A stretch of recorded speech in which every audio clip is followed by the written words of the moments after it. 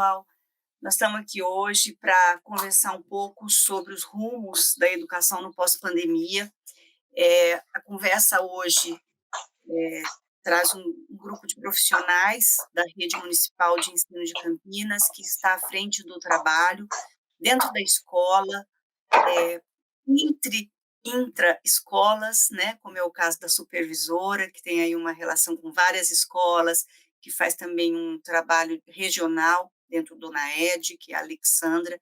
Então, temos aí como convidados hoje a Alexandra Andrade Neves, supervisora educacional da Rede Municipal do Ensino de Campinas, o Marcos Bisinella, é diretor de uma escola de ensino fundamental IEJA, e a Nathalie Seleguin, professora também de uma rede, de uma escola, inclusive, que tem um diferencial na nossa rede municipal, que é uma escola de educação integral, né, com a introdução aí de algumas novidades ou de algumas novas formas de organização dos tempos, dos espaços, do trabalho dos profissionais.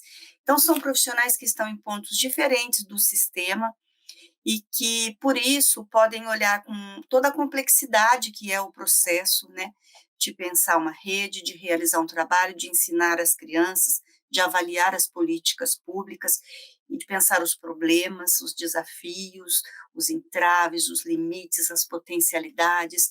E, então, portanto, são profissionais que têm, assim, uma de alta qualificação para ajudar as autoridades, né, o poder público e também os parlamentares, porque estamos também aqui nesta live, né, com a presença de assessoria de um parlamentar, né, então o Carlos Siqueira é assessor de um parlamentar em Campinas, que é o vereador Gustavo Peta. Então temos aqui pessoas que ocupam, né, posições muito importantes no rumo da educação pública municipal, né, desde a escola até as autoridades aí de poder público. E também participando aqui na live, nós temos aqui uma quantidade de outras pessoas incríveis também, que também são educadoras dessa rede municipal. Ao longo da live, talvez a gente tenha também a presença de outros profissionais que não são da rede municipal, mas que estão nas mesmas lutas, né? Porque educação é uma luta sempre muito comum, seja a rede municipal de Campinas, de qualquer outro canto desse país, a rede estadual, né, aqui do estado de São Paulo, a rede privada.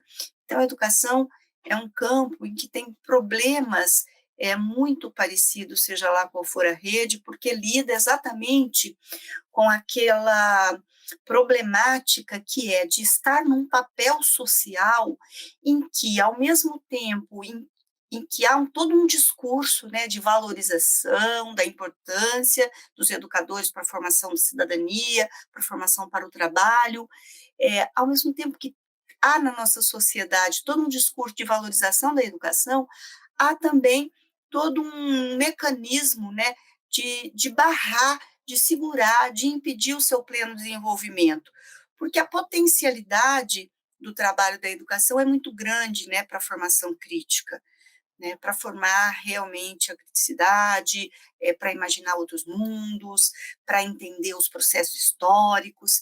Então, nós educadores ocupamos dentro da nossa sociedade, da sociedade capitalista em especial, e de maneira mais doída ainda nos regimes autoritários, né, uma posição muito tensa e, ao mesmo tempo, muito rica, né, de possibilidades e de lutas contra os limites, os entraves.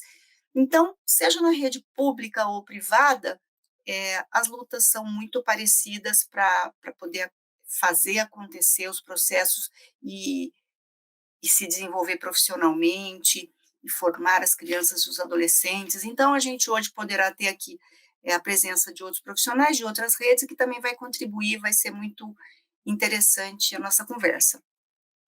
Então, eu me apresentando, para quem não conhece, eu sou a Sônia, eu fui professora nessa rede municipal de Campinas durante 12 anos, depois eu fui coordenadora pedagógica, mais uns tantos anos também, 16, 17, e aí eu me aposentei.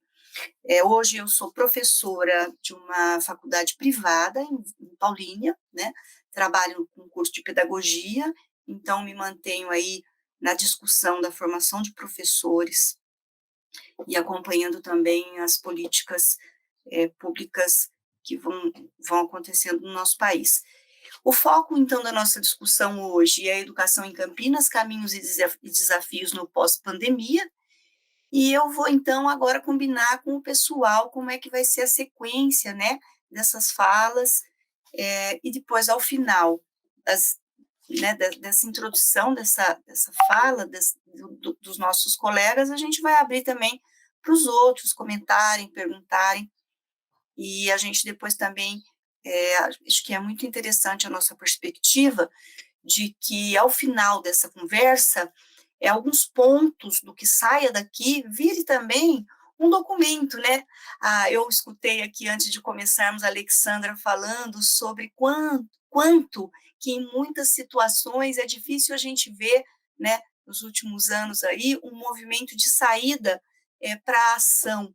E a gente vê os professores, os profissionais, os especialistas em muitas lutas, mas em muitas situações, acho que talvez diante do descalabro, né, que a gente está vivendo, de um governo inacreditavelmente fascista no nosso país, a gente muitas vezes até se sinta paralisada enquanto grupos, e acho que dessa nossa conversa aqui hoje, a gente pode, por exemplo, imaginar que de prático saia também, além de tudo que vai ficar para cada um de nós da nossa conversa, para continuar nosso rumo, também algum documento, também algumas linhas, né, de perspectivas de políticas públicas que são necessárias para que a educação nos próximos anos recupere, de fato, né, com as crianças, as aprendizagens que ficaram perdidas, e com os adolescentes e os adultos, porque de tudo, isso vai ser o mais importante, que a gente consiga recolocar, né, em andamento o projeto que, com a pandemia, foi, ou em algumas situações, totalmente paralisado, as crianças que não conseguiram ter acesso aos processos de escolarização durante a pandemia, ou muito prejudicados, né? Então, a ideia é essa, que a gente, como é que nos próximos anos a escola pública vai conseguir fazer essa retomada e garantir as aprendizagens importantes que cabe exclusivamente à escola fazer, especialmente à escola fazer, né? Então, é isso. Se tem algum dos três que quer começar, ou eu decido aqui, por ordem, como estava no panfletinho aqui, no card de convite, que na ordem estava Alexandra, Marcos e Nathalie. Ou alguém prefere começar? Por mim, podemos seguir, Sônia, se os colegas concordam, tá? Bom dia a todas, todos e todes. Eu sou a Alexandra. Como Sônia está aqui, foi uma feliz visão que eu tenho da Sônia, porque eu entrei na rede, uma das responsáveis pela minha entrada, eu não sei se ela sabe disso, foi a Sônia, né? Eu, antes de entrar na rede como funcionária efetiva, eu fui formadora, num tempo em que ela era a coordenadora setorial de formação, né? Isso aí nos idos 2006, 2007, e vendo o trabalho dele, o trabalho das colegas que lá estavam no Ceforma, na época, né, que ainda era Ceforma, eu me convenci, então, a entrar, né, dentro da rede municipal de Campinas como colega e funcionária de fato. E é dessa perspectiva primeira que eu quero falar, sobre dessa perspectiva histórica que eu tenho acompanhado aí, a rede municipal de Campinas, né, desde os anos 2000. Cheguei em Campinas em dezembro de 99, eu sou mineira de Belo Horizonte, vim aqui para poder fazer o mestrado e o doutorado e acabei ficando na cidade, acabei me apaixonando por Campinas e aqui fiquei.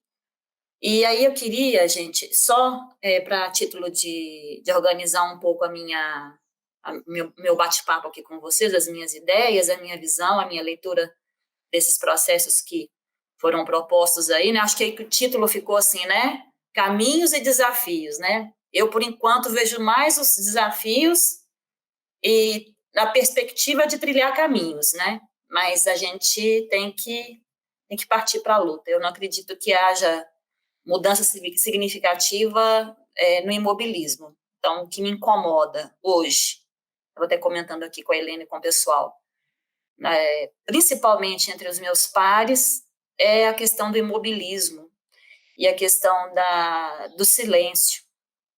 Eu acho que o silenciar nesse momento, para mim, ele pode significar várias coisas, mas dentre elas, a que mais me deixa incomodada é a questão de estar inerte mesmo, de estar entregue às questões sem se colocar nelas de modo orgânico, de modo, né, no trabalho, e aí cada um com seu cada um, mas eu acho que a gente tem constituído aí um grupo na supervisão, né, Ana? Estou vendo a Ana aqui, um grupo bastante interessante, a gente vem movimentando algumas discussões entre nós, entre os nossos pares, dentro e fora do trabalho, e isso aqui me traz aqui.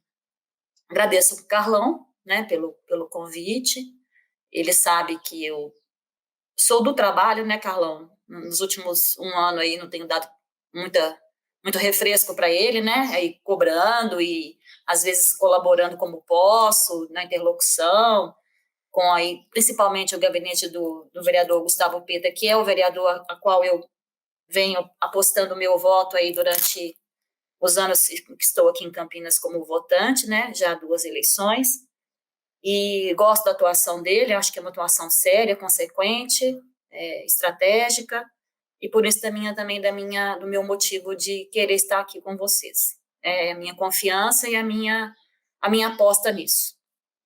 Bom, eu vou pedir licença que eu vou apresentar aqui, são três slidezinhos que eu fiz, só mesmo para título de não perder o foco das minhas ideias, que eu quero aqui compartilhar com vocês, mas, assim, queria deixar muito à vontade para vocês discordarem, concordarem, só mesmo uma visão que eu trago acerca do que foi proposto para a discussão. Espero não incorrer num tom professoral, não é a intenção, de fato, foi só organizar, porque eu ando tão cansada como todos nós estamos, né, que a gente precisa dos auxílios aí, né, para recursos de memória. Então, eu vou apresentar aqui, e aí a gente organiza. E como eu tenho aqui 2 colegas, né, de 2 outras frentes de trabalho, que eu chamo, né, de frentes de trabalho dentro da educação municipal, que é o Marcos e a Nathalie, eu decidi, por livre e espontânea vontade, fazer uma visão mais panorâmica e mais macro, tocando principalmente na questão da importância de se consolidar e se lutar por uma gestão democrática. E acho que eles devem trazer elementos mais de perto aí dos aspectos pedagógicos, dos aspectos de avaliação pedagógica, do trabalho de gestão que eles fazem na ponta, né? Então, acho que vai ficar uma fala interessante. Nesse sentido, eu trago, então, esse recorte aí desse lugar que eu ocupo, que a Sônia bem disse, né, Sônia? Que não é um lugar também muito confortável, né? Porque eu não estou na escola, embora esteja muito com a escola, eu gosto de estar na escola, mas o meu lugar de trabalho é um lugar que se constituiu como uma esperança de mediação, mas que, de fato, hoje, na minha avaliação, ele não tem cumprido com esse papel aí entre os fluxos de trabalho, né, de mediação entre a escola né, e o poder público instituído, sobre as discussões de planejamento. Então, eu vou apresentar aqui. E eu coloquei, assim, bem intencionalmente como balõezinhos, porque a intenção mesmo é a gente trocar ideias, tá? Eu vou apresentar, e se não aparecer, vocês me dão um toque. Então, perdão. Então, só para organizar a fala, eu queria só, a título de uma fala anterior, dialogar um pouco com essa chamada aí que foi feita, né, pelo Carlão, pela equipe, em que se coloca aí, né, a RMC e a questão de estar, né, na região metropolitana de Campinas e na região política, né, da RMC. E aí eu coloquei, assim, aqui à direita, umas interrogações, porque o primeiro ponto que eu gostaria de tratar antes da gente começar a discussão dessa minha visão. A própria estrutura da RMC é alguma coisa que, desde que foi instituída, né, politicamente, ela é no meu ponto de vista, uma grande incógnita para a educação. Nós temos aí na saúde já, né, graças também às políticas do SUS e de outras políticas, né, municipais, uma rede integrada entre os municípios que compõem a RMC, muito mais consolidada e que funciona de alguma forma para a população. Mas na educação pública principalmente, eu não vejo essa interligação e esse compartilhar e trocar de potências e de se melhorar, né, o atendimento da população entre os municípios, que são 20 municípios, de uma potência econômica e de uma potência de discussão bastante interessante. Então, não tenho visto e não tenho sentido também nenhuma iniciativa, nem que seja parlamentar, de cutucar aí um pouco o que seria pensar, então, na educação municipal, né, aqui no município de Campinas, pensando aí dentro da RMC enquanto uma política aí de fato, de uma integração, né? Então, acho que essa chamada que o Carlão propôs me instigou a pensar nisso, que já é alguma coisa também que me incomoda há algum tempo. Bom, e a outra questão é em relação, dentro dessa estrutura, os fluxos democráticos de gestão e essas tensões que a gente vem vivendo aí, dentro da minha visão, mais agudizadas, né? Não só com a pandemia, mas muito antes da pandemia, nos últimos 2 mandatos do governo do município. E eu coloco, então, para chamar a discussão, que nós temos, então, 2, né, redes públicas de ensino no município de Campinas, que é a rede estadual e municipal, e que tem uma estrutura de atendimento, no meu ponto de vista, né, muito precarizada e que vem se precarizando cada vez mais no atendimento da população, que é a mesma população. A gente se divide entre 2 sistemas, entre 2 redes públicas, mas a população que é atendida é a mesma, né? A gente até, às vezes, compartilha alunos durante o fluxo escolar deles, mas nós temos algumas coisas em comum, eu acho. E o em comum, eu coloquei aí para baixo, que é um pouco dessa questão que não veio só com a pandemia, mas ela já existe historicamente, né? Primeiro é que são, do ponto de vista da organização política partidária governamental das secretarias, né, e aí dentro principalmente dos cargos de destaque nas secretarias de secretário, staff de coordenação regional, uma hierarquia muito rígida, um planejamento, quando há, né, o Estado tem uma estrutura de planejamento muito formal, mas muito centralizadora. Aqui no município de Campinas, eu acho que o grande desafio é ter um setor de planejamento estratégico que não acontece, a gente sabe quem está dentro, né, como isso faz falta e como isso desencadeia ações sem consequência para as escolas e atendimento da população. Os projetos de educação estão, né, na sua maioria, aí, alinhados a interesses políticos, partidários e econômicos, principalmente os liberais e os conservadores. Então, eu vejo Campinas, dentro das redes, historicamente, do que eu conheço, né, em loco né, pela literatura, a gente tem essa questão que ela é histórica, ela não veio com a pandemia, ela só foi mais escancarada e agudizada, mas ela vem, assim, sobremaneira nesse tempo, se mostrando cada vez mais rígida na sua hierarquia, com planejamento cada vez mais centralizador, com projetos alinhados cada vez mais, né, e impostos às escolas, embora as escolas tenham seu projeto político-pedagógico na rede municipal, elas têm um embate, né, claro, com os projetos que vêm alinhados a interesses que não são, de fato, os interesses que estão ali sendo representados pelas escolas e pelas outras instâncias. E do ponto de vista do atendimento da população nas escolas, o que é histórico também a gente já conhece, né, e que também se mostra aí, né, bastante agudo com a pandemia, que é a falta de estrutura, seja ela na adequação predial, adequação ambiental, adequação para acessibilidade, no sentido lato, né, da palavra acessibilidade. Ela é também histórica. A escola pública brasileira é uma escola que não foi pensada para o melhor, né, para o atendimento melhor né? Por isso se grita tanto pela qualidade. De fato, assim, as pessoas têm esse lema, né, por uma educação de qualidade, referenciada, mas por quê? Porque justamente a gente tem lutado com algumas melhorias pontuais, mas ainda temos essa estrutura totalmente precarizada e sucateada. E a segunda questão, que também é histórica e ela se mantém aí dentro, né, da nossa história da educação brasileira, que é a luta pela autonomia pedagógica e política, que as escolas sempre são portadoras quando elas têm os embates e os contrapontos apresentados aí junto ao poder público instituído. Então, eu acho que são questões que estão permanentes, elas, né, são perenes, mas elas se tornam, né, cada vez mais agudas agora, nesse tempo.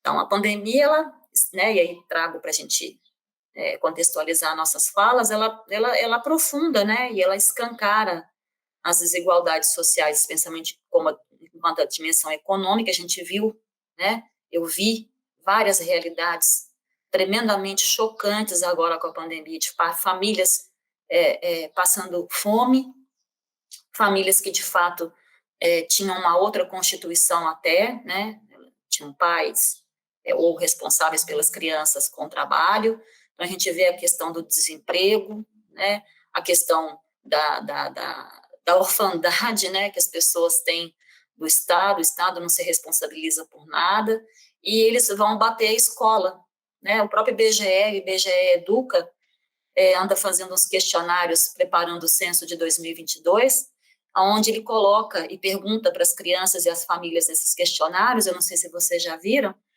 qual que é a estrutura familiar, quantas refeições ao dia eles fazem, quantas pessoas na casa comem, de fato, as 3 ou 4 refeições ao dia, se os pais trabalham, se as crianças trabalham em quê? Se trabalham na roça, se trabalham na cidade, se trabalham, né, junto com os pais. Então, eu acho que esse censo de 2022 que o IBGE vai se lançar agora a começar, vai trazer dados interessantes e que são dados que a escola vai ter que assimilar, porque eles estão no nosso cotidiano de atendimento. Um processo muito acentuado de opressão às liberdades e a negação de direitos.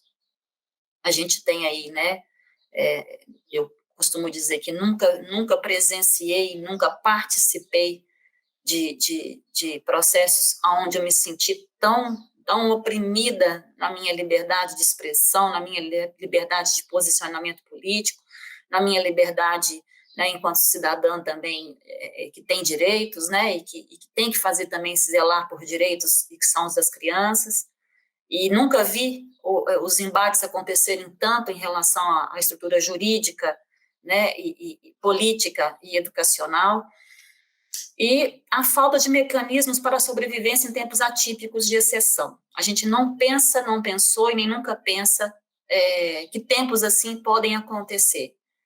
Então, eu acho que vai deixar essa lição, né? A gente precisa pensar na exceção e no atípico e criar mecanismos para poder tentar sobreviver e ajudar as pessoas a sobreviver nesse tempo.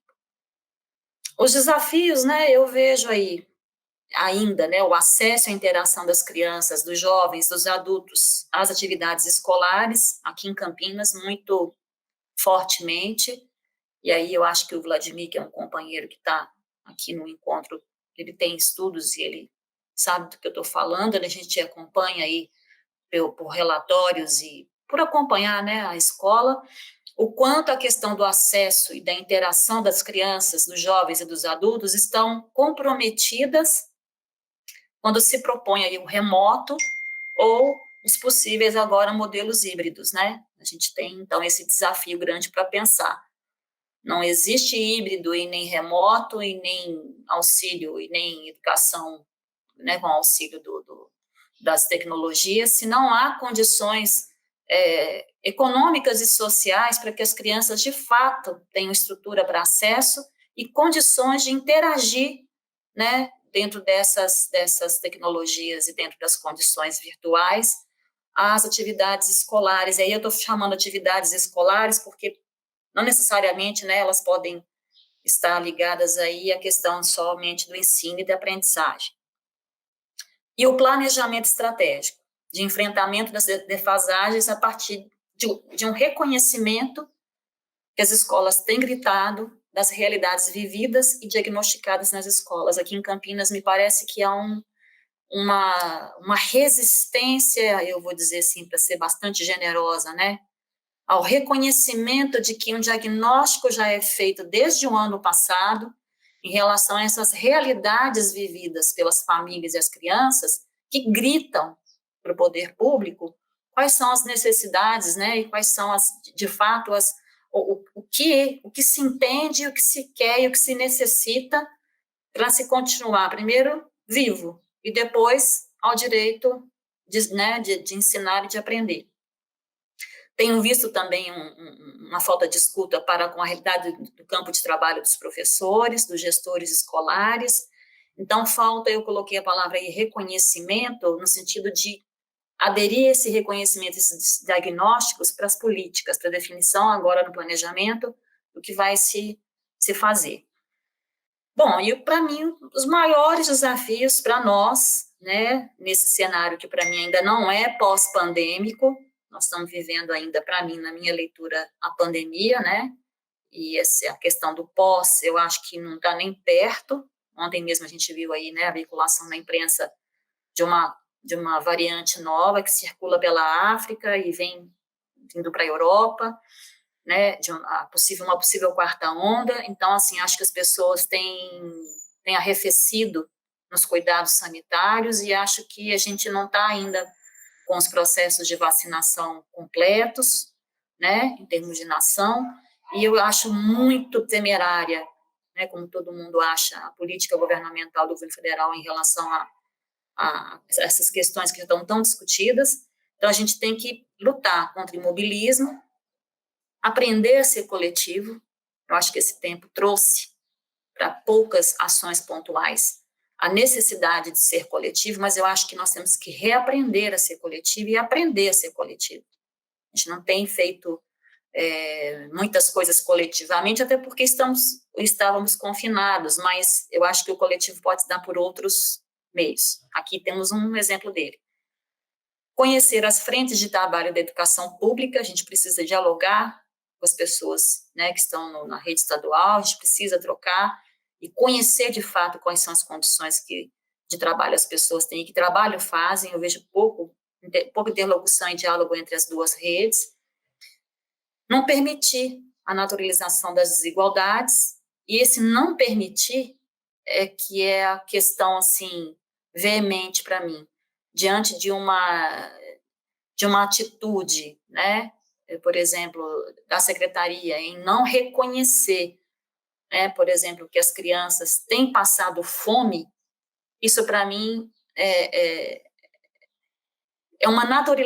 naturalizar a desigualdade que está posta. Né? Você falar assim, olha, a cesta foi entregue, as crianças têm condição alimentar. Não tem, as crianças não têm condição alimentar. A família inteira não tem condição. A segurança alimentar está comprometida. Né? Lutar contra a precarização do trabalho, a gente tem aí visto, né, nos nossos modelos de trabalho, teletrabalho, trabalho remoto, trabalho inconstante e constante nas redes, na virtualidade, aí uma falta de cuidado, né, em atribuir, em gerenciar, em acompanhar e coordenar. Os gestores escolares, por exemplo, os diretores, vice-diretores e IOPs estão solapados de tarefas, né, e de uma falta de tempo para poder digerir e refletir sobre o trabalho. Eles têm cumprido, né, a gente fala que é um tarefismo fora do comum, então é uma burocratização e um tarefismo que tem precarizado aí o trabalho, principalmente da escola. E para terminar, eu vou então ousar dizer que nós temos alguns caminhos para tentar avançar, né? Falei desafio, agora eu quero encontrar o caminho. Uma coisa me deixa muito também incomodada e sempre lembrando, quando eu posso, dentro da discussão entre os pares, e poder público instituído, é a questão do Plano Municipal de Educação, que a gente sabe que foi um parto difícil, está sendo um parto difícil, mas no seu nascedouro ele já foi um parto difícil, né, de acontecer, com N entraves e contextos, mas lá na meta 19 e 20, está aquilo que eu acho que é o foco da minha fala aqui, que é a meta 19, que fala sobre a gestão democrática, e a meta 20, que fala sobre financiamento. A gente tem nas estratégias 19.14 e 19.15 no nosso plano, que está vigindo, né, a questão da obrigatoriedade de se implementar a lei de gestão democrática e das práticas de gestão democrática no sistema municipal de ensino. E lá está, né, na 19.14, a questão da garantia da participação na discussão das próprias atribuições do cargo. E aí a gente assiste aí há um tempinho atrás, aí, ainda está em discussão, né, Carlão? A PL 51, que saiu arbitrariamente atribuindo, fazendo modificações estruturais fundamentais nos cargos de especialistas aqui da rede municipal, principalmente aí no cargo da coordenação pedagógica, que vem qualificando o trabalho nas instâncias de planejamento central, e que, por essa modificação, sem a ampla discussão, inclusive com os próprios coordenadores pedagógicos, supervisores, diretores e orientadores dos seus fazeres, institui uma nova organização de setores estratégicos dentro da secretaria, e que se a gente não corre meio que na última hora, né, e se manifesta, se expressa, e escreve documento, e apresenta manifesto, e exige reunião para conversar com a secretaria, a gente ia deixar essa coisa passar dessa forma. Eu acho isso aviltante, enquanto a gente tem um plano municipal vigindo, em que a meta 19 diz justamente do contrário.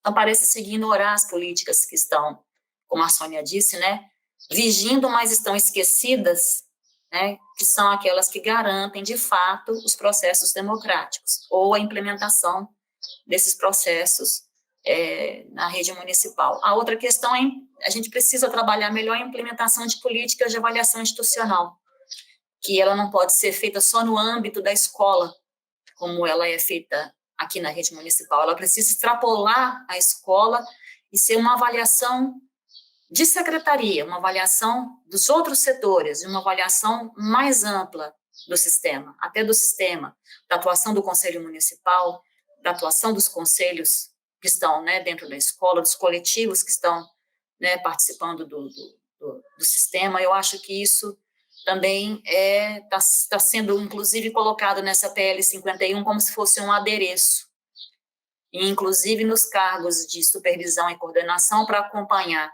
e da escola implementar. Quer dizer, onde então, que a secretaria se avalia, como ela avalia a escola, a gente já sabe, mas aonde é que ela se avalia diante desse contexto do que se faz em relação ao que se é proposto como avaliação hoje. Acho que a gente tem que construir e fortalecer os coletivos de luta, fazer-se representado nesses conselhos de educação e em outros lugares, fora, inclusive, do sistema municipal. Acho que as universidades têm aí mais o que contribuir conosco, né, porque eles têm cadeiras, assento, por exemplo, no Conselho Municipal aqui. Agir, atuar para que as demandas da população sejam apresentadas aos poderes instituídos. Acho que muita coisa tem morrido na escola, até porque as pessoas desacreditam, estão desacreditadas, desmotivadas de apresentar as suas questões e as reivindicações que, de fato, são da população atendida. Essa falta de reconhecimento da que a escola apresenta, ela é gritante, para mim, muito sufocadora. Eu que gosto de entender que eu faço um trabalho junto e com a escola. E a mobilização político-partidária, que é o que a Sônia também chamou a atenção. E eu chamaria mais, a gente precisa lutar para a criação de frentes amplas de forças contra essa barbárie que a gente vive, não só a nível federal, mas a nível estadual, no estado de São Paulo, e dentro do município também, onde a gente acabou na última eleição aí ganhando um pouco do mais do mesmo, né? e empoderar os mandatos dos representantes das chamadas minorias. Eu coloquei chamadas minorias, porque de fato não são minorias, são maioria, né? A maioria da população é negra, a maioria da população é mestiça, é indígena, é de mulheres. Então, na verdade, são chamadas minorias, mas elas são maioria. Mas a gente precisa empoderar esses mandatos e, e dizer, olha, essa é a representação que nós queremos. E aí eu quero agradecer, finalizar aqui o papo, eu trouxe as ideias para a gente conversar, e parabenizar. Eu tenho visto que em Campinas tem acontecido algumas tentativas, né, de trazer um discurso a nível do governo federal, um eco para dentro da Câmara, isso tem sido rechaçado, e acho que não foi uma questão de frente ampla, mas as forças se uniram ali, se fizeram preponderantes na consequência dos atos que foram cometidos de racismo, de calúnia, de difamação, de agressão física e verbal, e eu acho que é por aí que a gente tem um jogo de lutas mais interessante. Bom, era isso que eu tinha para poder compartilhar com vocês e para lançar para a gente conversar. Alexandra, foi muito bom a sua fala, muito legal de começo aí, a gente tem muito o que pensar e continuar nos organizando para não deixar esquecer nenhuma das frentes aí que você indica como importantes, necessárias da gente perseguir, né? Sem a gestão democrática e financiamento, realmente não dá para pensar qualificação, só dá para pensar o abandono da escola e a entrega para a iniciativa privada, que esse é um movimento forte, né, que vem acontecendo nas redes. Então, financiamento e gestão democrática é o centro do debate político. E aí agora a gente olha para quem está localizado no interior da escola, e aí também vamos ouvir os dois colegas, né? O diretor educacional da MF-EJA, que é o Marcos Ustuba Bisinella. Vamos lá, Marcos. Bom dia, gente. Como já me apresentaram, eu sou o Marcos Ustuba Bisinella, sou diretor da MF-EJA Pavilhão Valerier, uma escola que hoje conta com quase 1.100 alunos matriculados. O número de alunos hoje, a gente é uma das maiores escolas da rede municipal, cravada lá no meio do Campo Grande, no Parque Valença 1, numa região periférica que há anos convive com o descaso e o abandono do poder público, e que se configura, de repente, nesse momento, como um dos poucos serviços públicos em que a população consegue ter um acesso quase que irrestrito. A nossa grande luta lá na escola hoje é essa, é de implementar uma escola de portas abertas para tudo e para todos. Essa é a nossa luta. Eu estou na rede desde 2013, inicialmente como professor de educação física, que é a minha formação inicial. Ano que vem completo 20 anos de carreira docente, comecei lá no terceiro ano de faculdade. E agora, desde 2018, mediante ingresso no último concurso para direção, ingressei como diretor na Padre Leão e pretendo ficar lá um bom tempo enquanto estiverem me aturando por lá ainda, né? Hoje acumulo os dois cargos, continuo dando aula no outro na ED e sendo diretor no Padre Leão.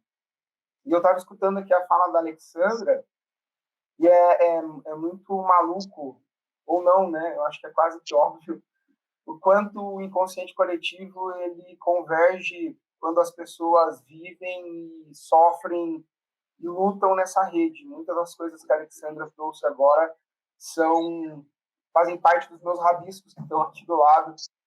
E eu acho que a Alexandra trouxe como um ambiente macro, mas cada vez mais a gente vê o quanto esse macro impacta no portão da escola, lá no nosso dia a dia.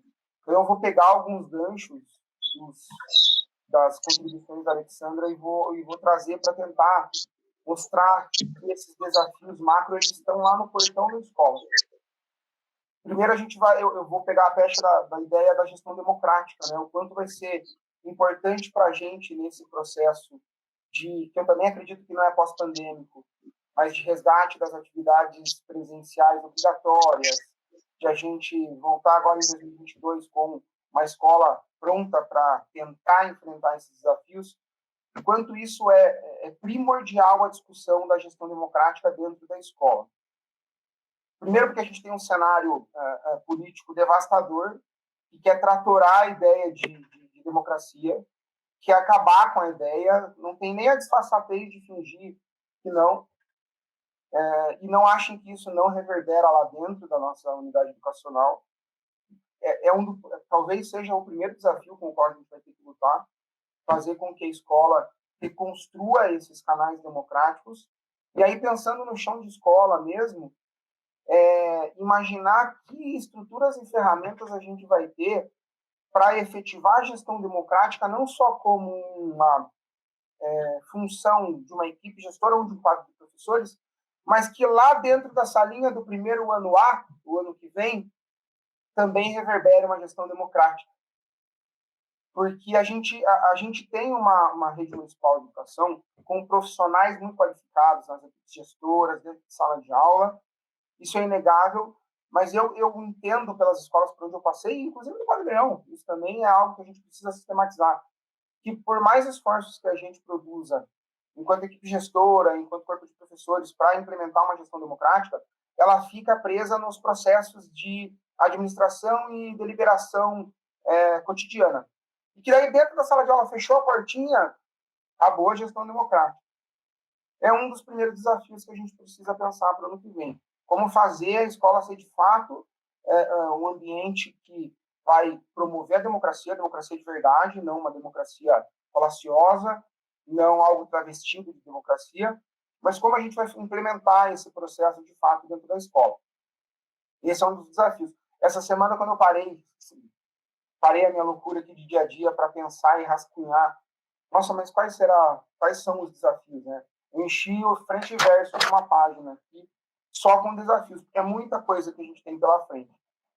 E aí fui elencando, tentando hierarquizar numa escala quais são os primordiais, o que vem primeiro, e tudo se mistura, ao mesmo tempo em que eu percebi o quanto a maioria desses desafios são coisas que já estavam postas antes da pandemia.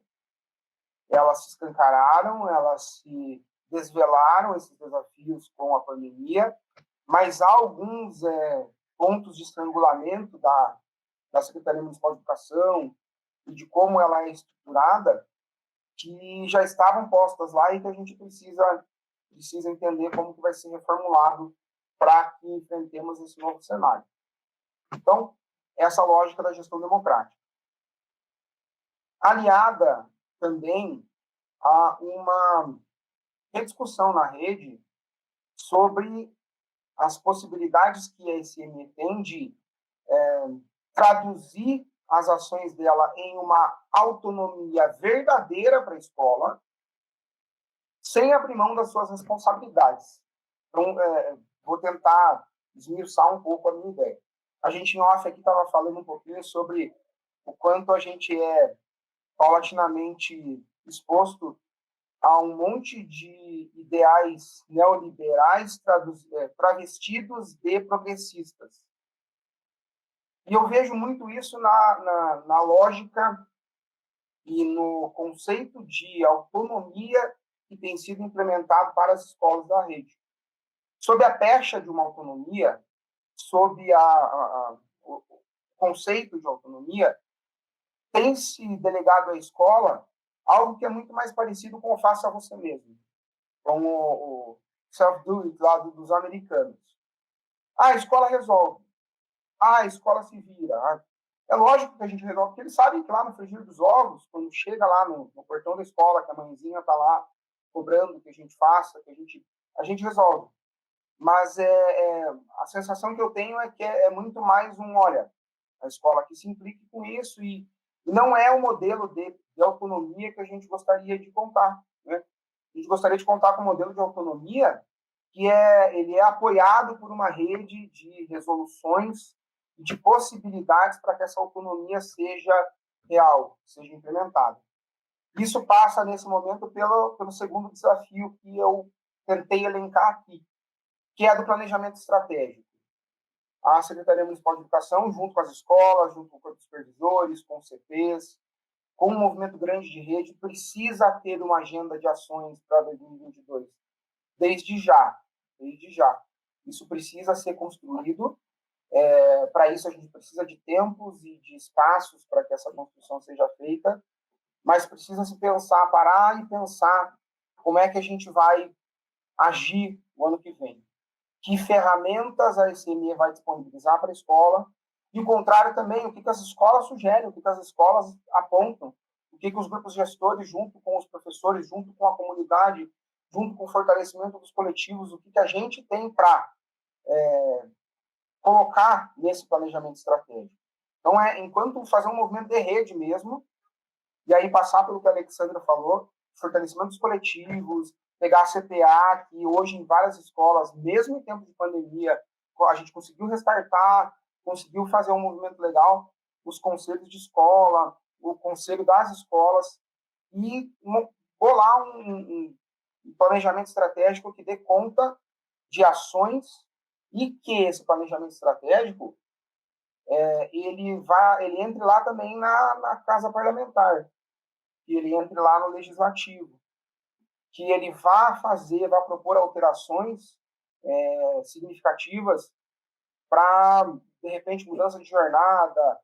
Uma coisa que é muito importante para a gente da rede, que seria o cumprimento do piso pedagógico, né, para que a gente pudesse ter tempo de planejamento.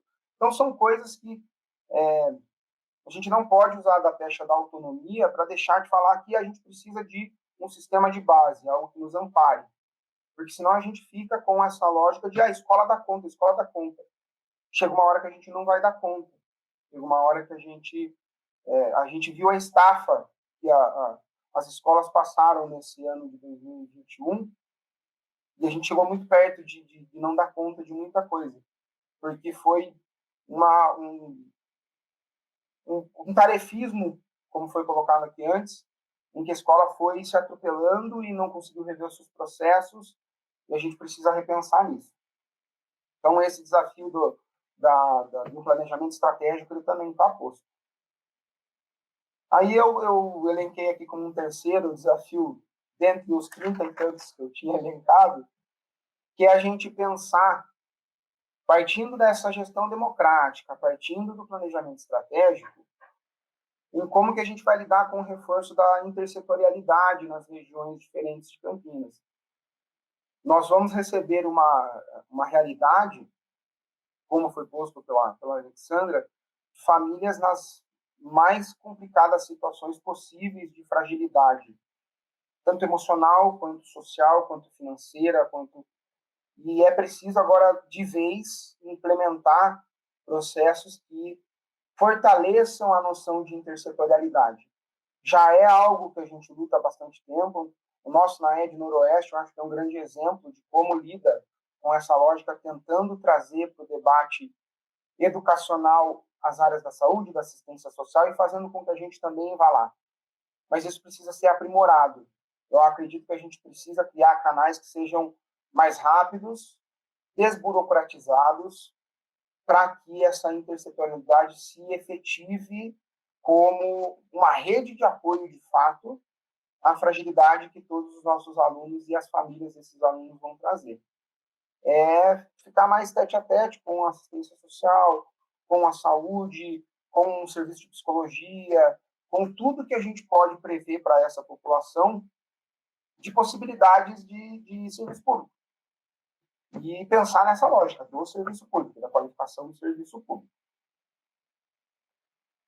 Mais um desafio agora. Eu estou tentando fazer esse caminho, saindo lá da gestão democrática, partindo dela, vendo como ela reverbera no planejamento estratégico, através desse planejamento estratégico, pensar na intersetorialidade, e aí chegar em mais um desafio, que novamente é algo que já estava posto antes da pandemia, mas que agora se estrangula, que é o atendimento à demanda.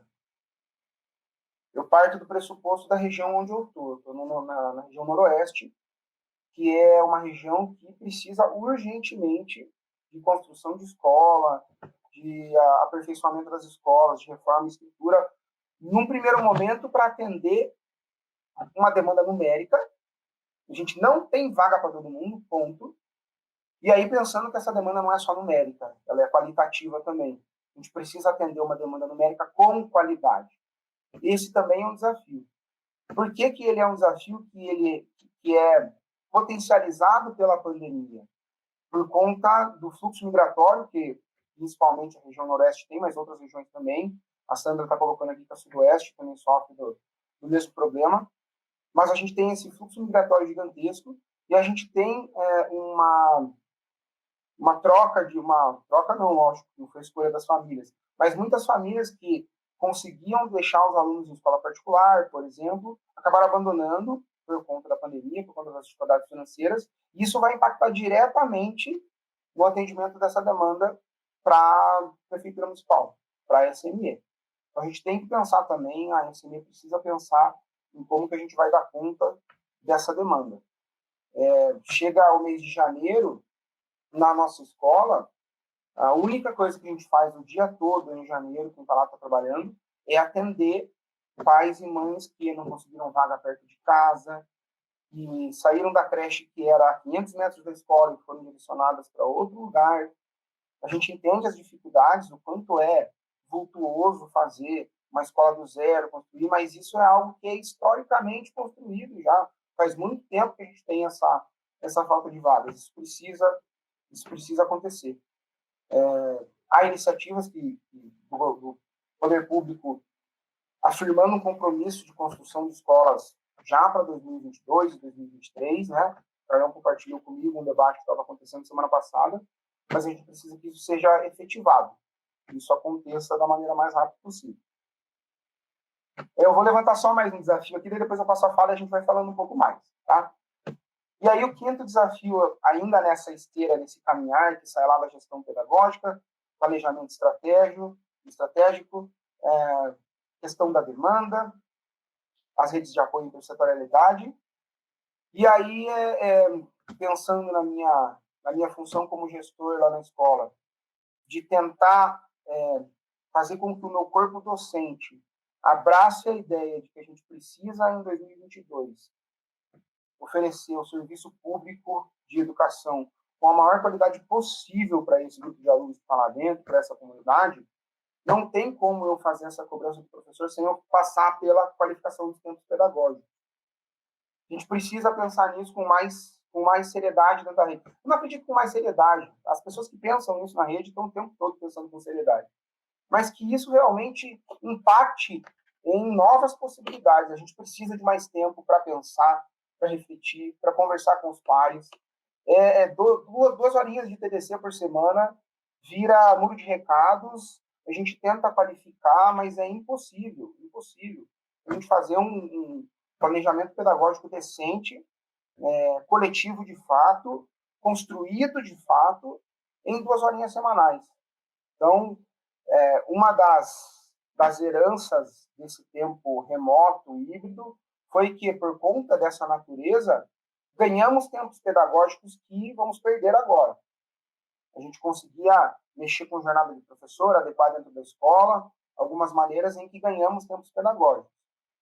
Precisa ser feita novamente essa discussão de como garantir que esses tempos pedagógicos permaneçam dentro da escola para que a gente desenhe essa escola de 2022. Para que a gente pense que escola é essa que vai receber uma população que está há quase 2 anos afastada da lógica da vivência escolar. Mas eles tiveram contato, eles voltaram agora. Gente, vocês não têm ideia do que foi esse retorno presencial obrigatório, o impacto que isso teve dentro das escolas, o quanto a gente foi pego, eu não digo de surpresa, não esperava que isso acontecesse, mas o quanto nos assustou como essas crianças voltaram para a escola totalmente desamparadas no que tange ao convívio social mesmo. Eles perderam a interlocução entre eles. Sabe aquela coisa gostosa do brincado, do menininho de 1º e 2º ano? Eles não estavam mais sabendo fazer isso. Então, é uma lógica absurda que a gente está recebendo e precisamos parar para pensar como que essa escola vai dar conta de toda essa loucura, de todos os problemas que já estavam encadeados na rede e que se somam agora a uma nova realidade. E aí a gente precisa entender que escola é essa. A Ana colocou aqui sobre esse emparedamento. A sensação que a gente teve foi essa mesmo, né? A gente pegou uma galera que era totalmente livre e que daí depois a gente, travou eles lá de novo dentro da sala de aula e a coisa não está fluindo. Não está fluindo. Então, precisamos pensar. Que escola vai ser essa? Vamos derrubar muro? Vamos abrir porta? Vamos abrir grade? É isso. Mas aí a gente precisa, para isso, precisamos parar e pensar. Eu vou dar um tempinho aqui, porque eu tenho mais 30 e tantos desafios, mas acho que dá para a gente partir de um ponto aqui e continuar mais para frente. Marcos, obrigada por você ter trazido de uma forma tão rica, né, a discussão do que é a escola, dessa sua posição. Que legal, mas muito legal mesmo. Muita coisa aqui para a gente conversar. Que profissionais hiper capacitados a analisar os problemas da educação, meu Deus! Essa rede é demais, é demais, é demais. Todas as redes são, porque todo educador é isso que a gente está vendo aqui, né? Que maravilha, que legal. A gente fica bastante otimista quando ouve vocês, porque há saídas, né? Há saídas. Olha, agora a Nathalie vai trazer um pouquinho para a gente, né? A professora da MFEI, mudou o nome, né? Raupila. Vamos lá, Nathalie. São 20 minutos, né? Está todo mundo conseguindo ir dentro desse tempo. Olá, pessoal.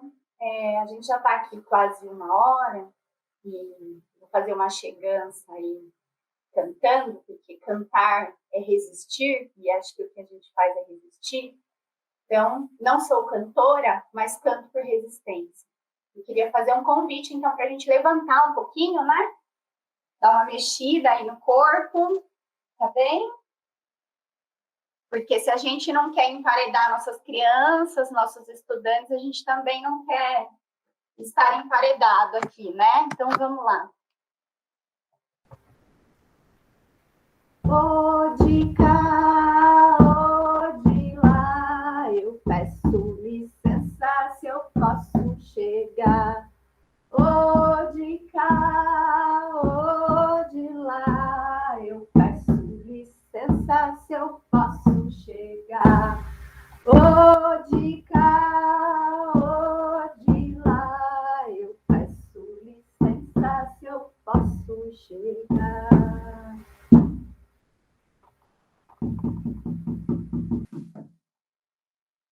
Só uma brincadeira aqui.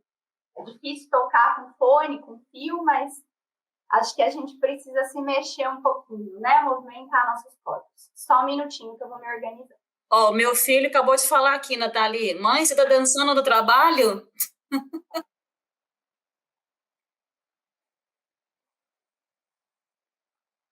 Então, vamos lá. Então, eu iniciei essa chegança com essa cantiga que eu aprendi com a mestra Cris Bueno, mestra das Caixeiras das Nascentes daqui de Campinas. Eu peço licença às minhas mais velhas e aos meus mais velhos que vieram antes de mim para iniciar essa fala. Peço licença também aos mais novos e às mais novas que virão depois de mim. Eu vou começar me autodescrevendo. Eu sou uma mulher branca, de cabelos pretos. Eu uso óculos e estou no meu escritório, onde tem uma janela, uma estante de livros, com diferentes artigos decorativos que são importantes para mim. Tenho a foto da minha filha, eu tenho um colar indígena, eu tenho a baiomi, eu tenho um maracá. E tem um bilhetinho que eu ganhei da Ana, muito carinhoso, que eu colei aqui na minha estante também. Então, eu sou Nathalie, eu sou professora, sou pedagoga, trabalho na rede municipal já há bastante tempo. E eu queria falar um pouquinho desse meu lugar, né, de fala. Eu fiz magistério, né, sou da época do magistério, então eu já sou professora atuando na rede pública há quase 2 décadas. E foi na rede pública que eu reconheci a minha branquitude. Acho que isso é um dado muito importante, eu gosto muito de falar isso em todos os lugares por onde eu passo, porque a gente tem que reconhecer o nosso lugar de aprendiz, mesmo enquanto professora, enquanto docente. Então, me coloco aqui como eterna aprendiz. Sou mãe, sou mestranda do Programa Profissional de Pós-Graduação da UFSCar, sou caixeira e sou professora de Cultura, Identidade e Lugar, que é um componente curricular específico das escolas de educação integral do município e ministrado, né, somente por nós pedagogos, tá? E eu conduzi aqui meu roteiro aqui para falar com vocês, pensando em trazer muito uma abordagem de bate-papo e tal, e para mim é um exercício muito grande, porque quem me conhece sabe que eu gosto muito de sistematizar e organizar as coisas, e eu quis trazer aqui num formato mesmo reverenciando a tradição oral, né? Então, e eu quis trazer esse caminho passando um pouquinho, rememorando o meu lugar de professora na pandemia, né? Porque se a gente vai pensar essa retomada, e para mim, assim como os meus companheiros já falaram, não é um pós-pandemia, é uma retomada, mas se a gente vai pensar essa retomada, a gente tem que pensar o que aconteceu com nós ao longo desses 2 anos, né? E aí, no meu lugar de professora, e aqui representando esse coletivo de professores da rede municipal de Campinas, eu quero muito falar o quanto foi angustiante ser professor durante a pandemia, ser professora durante a pandemia. Quando tudo aconteceu, eu falava assim, eu não quero ser professora desse jeito. Eu não acredito nisso. Eu acredito na relação. Eu acredito no estar no estar junto, na roda. Como que eu vou dar aula desse jeito, dessa forma, tão distante das minhas crianças? Como fazer? E pensei muito em um cenário de guerra mesmo, né? E retomei estudos de guerra, né? Pós-guerra, para pensar a minha atuação durante a pandemia, porque muitos direitos foram negados aos nossos estudantes. Acho que os colegas que me anteciparam falaram um pouco sobre isso. E aí eu fiz uma volta ao meu passado, às minhas origens, tanto as minhas origens pessoais, familiares, a minha ancestralidade, como também que a minha ancestralidade e minha identidade dialogam também com o motivo pelo qual eu sou professora, porque eu venho de uma família de professoras. E também passei um pouco pelos caminhos que eu percorri ao longo dessas quase 2 décadas dando aula. E aí eu fiquei pensando muito também sobre o que Vitor Faro fala, né? Ele fala que na sociedade capitalista as pessoas querem entender como a aula sendo o produto do trabalho pedagógico, mas não. A aula é o próprio trabalho pedagógico. E aí, passando por essas reflexões, eu estudei pedagogia griot, eu estudei racismo estrutural, necropolítica, biopoder, movimentos sociais, pensamento decolonial. E o que é importante destacar aqui para vocês, alguns desses assuntos foram discutidos dentro do meu TDF, dentro do grupo de estudos que nós temos na nossa escola de educação integral, que é o trabalho docente em formação, que é um tempo pedagógico que é específico das escolas de educação integral. Então, dialogando aí um pouquinho com o que o Marcos trouxe, né? Nós, da educação integral, a gente tem, né, um tempo pedagógico ampliado E esse tempo pedagógico possibilitou que essas reflexões fossem feitas junto ao meu coletivo de professores da minha escola. E aí, pensando na atuação durante a pandemia, eu vi muitos professores se reinventando, pensando possibilidades, tentando minimamente diminuir esse abismo social que os nossos estudantes foram colocados, né? E o fato de estar em casa também promoveu, principalmente para os nossos colegas das escolas de tempo parcial, né, que não têm o tanto de tempo pedagógico como a gente, acho que promoveu essa formação continuada, essa oferta grande de cursos. Então, muitos professores fizeram o mesmo caminho que eu, foram estudar, né, conseguiram tempo para ler muito mais do que quando a gente tinha antes. E não tem como passar por esse processo sem a gente ir se modificando, né? E aí um pouco disso fez com que, um pouco ou muito disso, fez com que na minha escola a gente desenvolvesse um trabalho interdisciplinar de verdade. As propostas que nós enviávamos para os nossos estudantes e para as nossas estudantes eram propostas que tinham um tema gerador, a partir do tema gerador maior, que é do nosso projeto político-pedagógico, e a gente, de fato, conseguiu desenvolver todas as propostas de todos os componentes curriculares de forma interdisciplinar. E aí, a gente chega nesse processo de retomada, né? Como a gente já falou, que não é o pós-pandemia, mas é um processo de retomada e obrigatória, 100% nas escolas. E aí, eu vejo que, como o Marcos já bem colocou, não que a gente não estivesse esperando, mas nós ficamos com a sensação de que nós fomos jogados para dentro da escola. E as crianças e os jovens também, né? Eu trabalho numa escola de educação integral.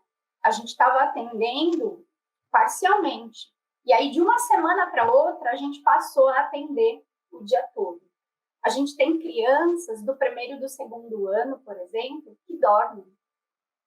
Como que a gente vai acolher essas crianças de uma semana para outra? Elas dormem, elas almoçam e elas sentem necessidade fisiológica de dormir, de um descanso.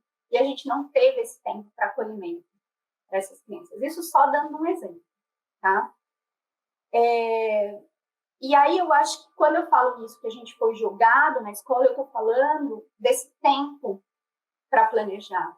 A gente não conseguiu planejar essa retomada acolhedora. A gente simplesmente, de uma semana para outra, a gente precisou acolher a todos o dia todo na escola, né? E aí eu acho que a gente tem que pensar um pouco quais são os espaços que nós queremos nessa escola. Coisas que nós não conseguimos pensar de uma semana para outra. A gente não teve tempo para organizar isso. E quando a gente pensa quais os espaços que nós queremos, esses espaços eles vão dialogar com o currículo que nós queremos.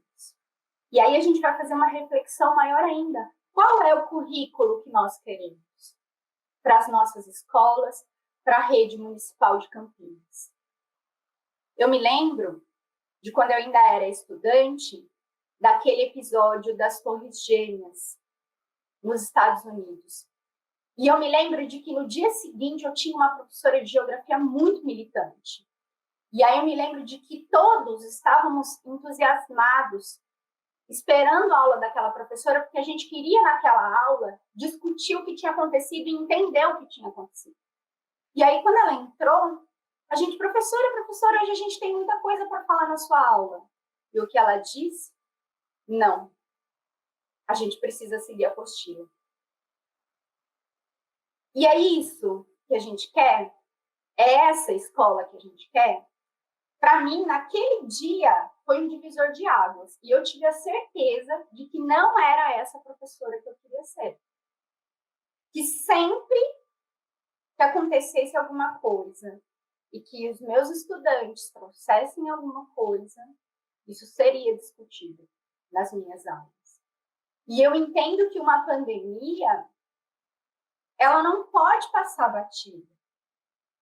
Ela precisa ser conversada, ela precisa ser dialogada. As crianças precisam entender o que aconteceu e precisam falar sobre como elas estão se sentindo.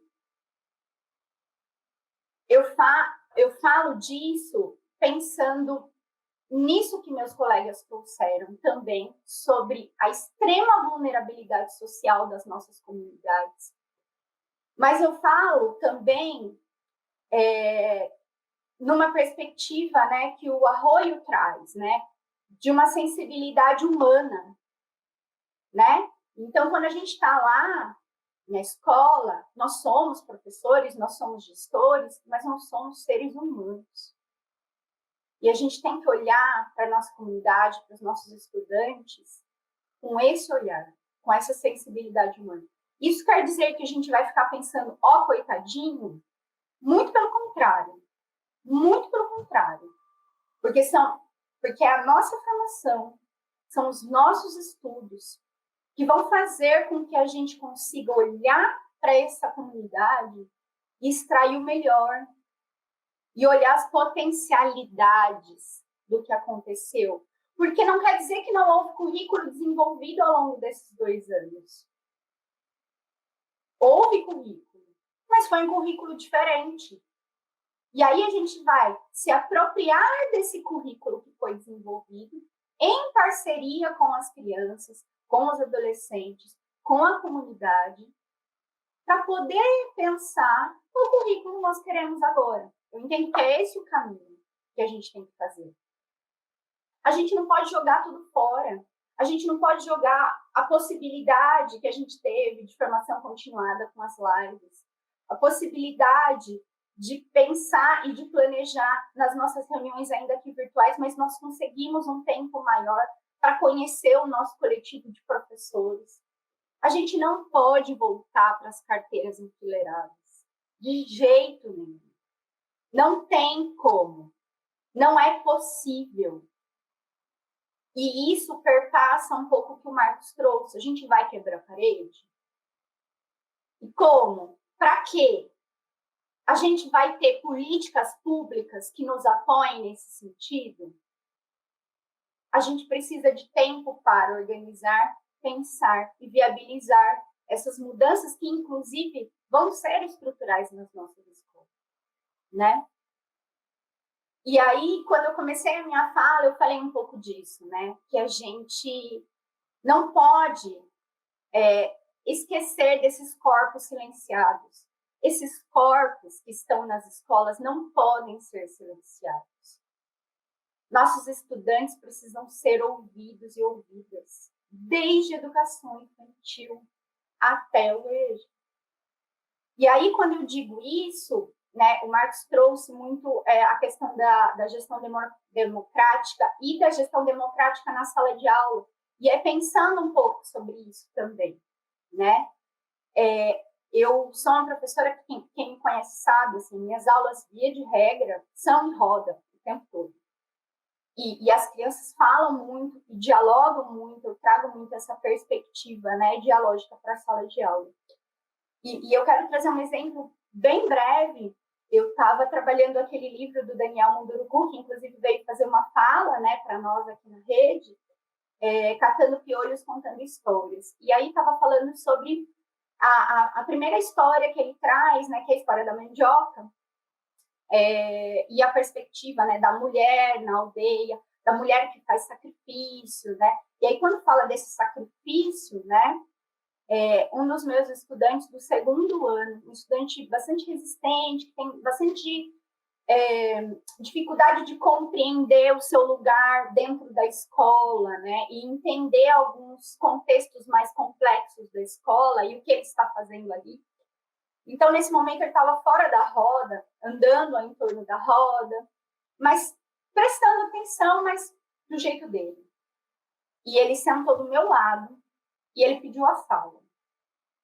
E aí ele pediu a fala e estava na vez de uma outra colega falar e eu disse, está na vez de fulana falar. Tudo bem, professor, eu aguardo ela terminar e depois eu falo. e ele aguardou. A colega terminou, ele pediu a fala. Quando ele abriu a boca para falar, ele começou a chorar. E ele só conseguiu dizer: o meu pai morreu. Nada do que eu estudei durante a pandemia e antes dela me preparou para isso. E a gente nunca vai estar preparado. Mas ali nós somos humanos. E foi assim que eu acolhi esse estudante. E a partir daquilo, a minha aula tomou um outro rumo. Outras crianças foram falando sobre seus processos de luto.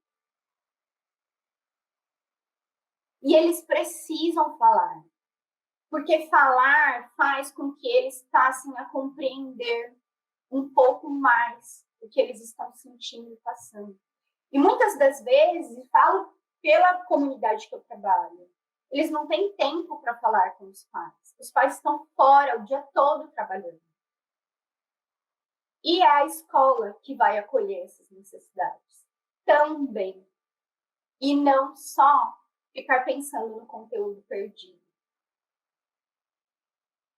Não estou dizendo que o conteúdo perdido não é importante, mas estou dizendo que a gente não pode deixar de pensar que esse conteúdo tem que permear as questões éticas, estéticas, políticas, sociais, afetivas.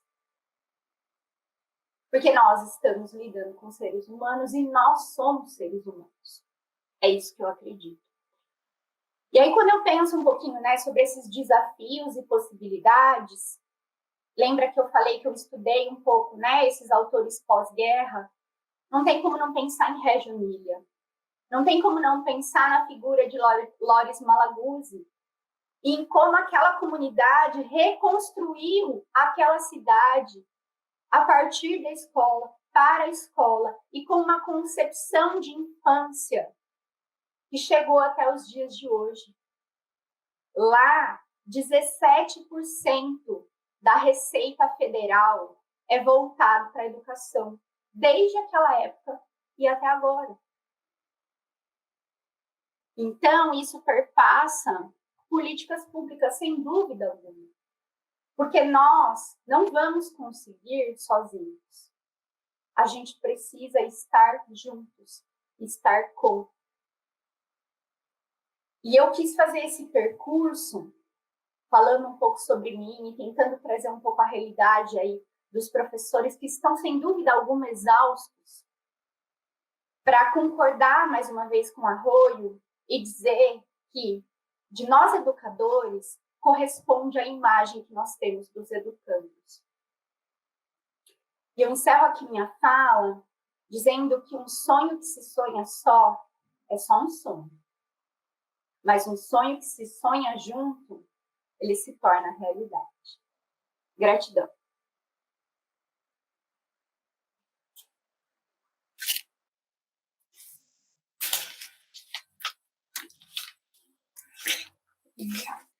Ô, Carlão, quando você me pergunta das potencialidades, eu vou me reportar como exemplo o que aconteceu na nossa reunião de conselho consultivo com o secretário. Foi a primeira e última, né, Ana? Última, quer dizer, antes da agora, da posterior, em que uma colega, né, e aí o pessoal que é das antigas da rede, né, elas meio que fazem aí como a professora Nathalie colocou, né, elas apelam para os seus ancestrais e antecedentes históricos, e elas chamam uma questão, Carlão, que eu acho que essa rede tem como marca e como herança, e que está sufocada, que é a coragem. Então, esse processo de silenciamento e de solidão, Sandra, eu acho que também se dá pelo silenciamento, né?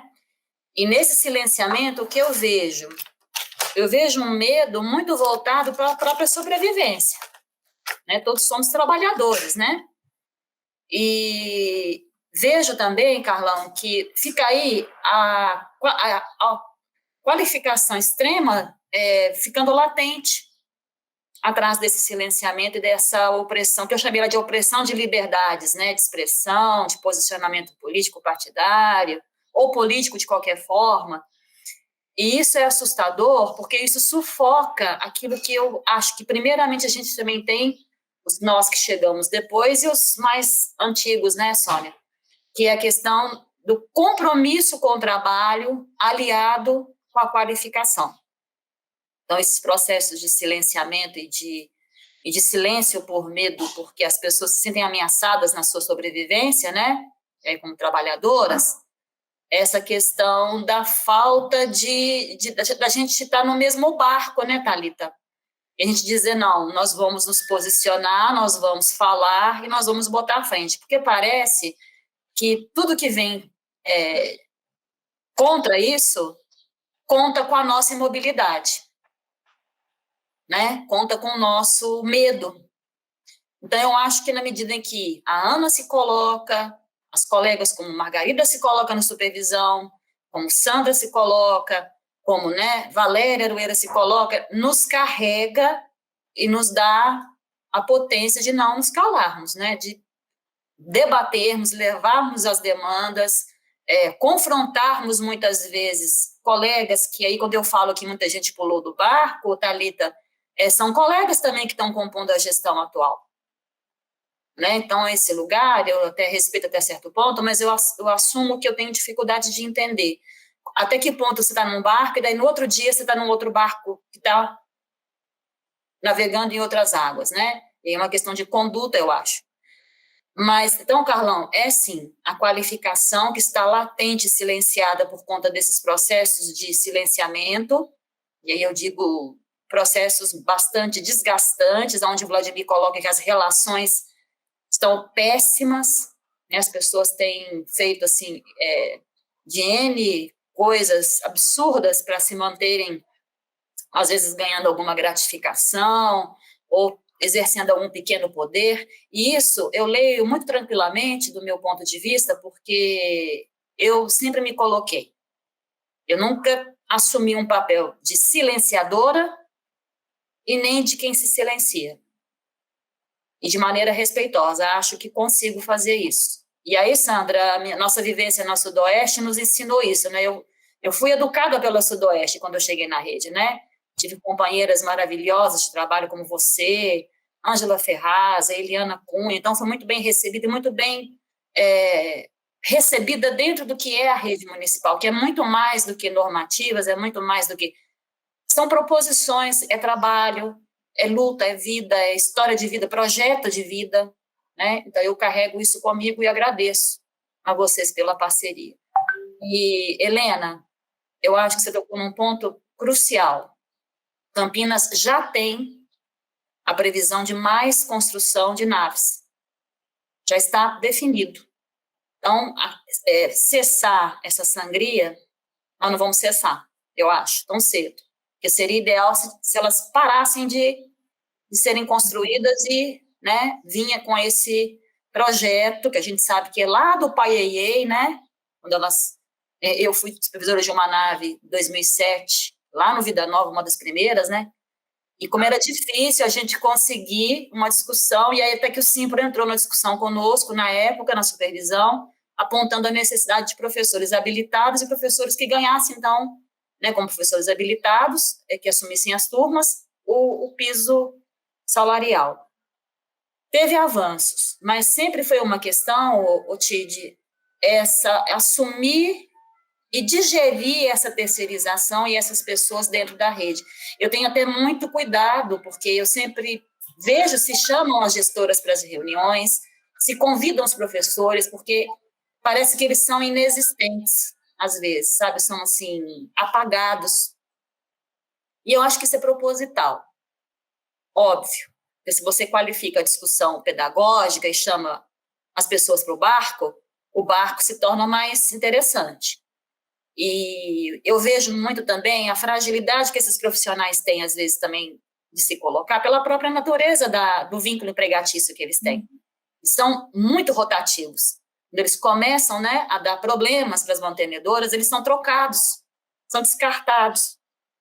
Então, temos que pensar nessa fragilidade também, e junto com essas mantenedoras, que têm uma natureza jurídica que, por si só, ela já é questionável. vamos dizer assim, né?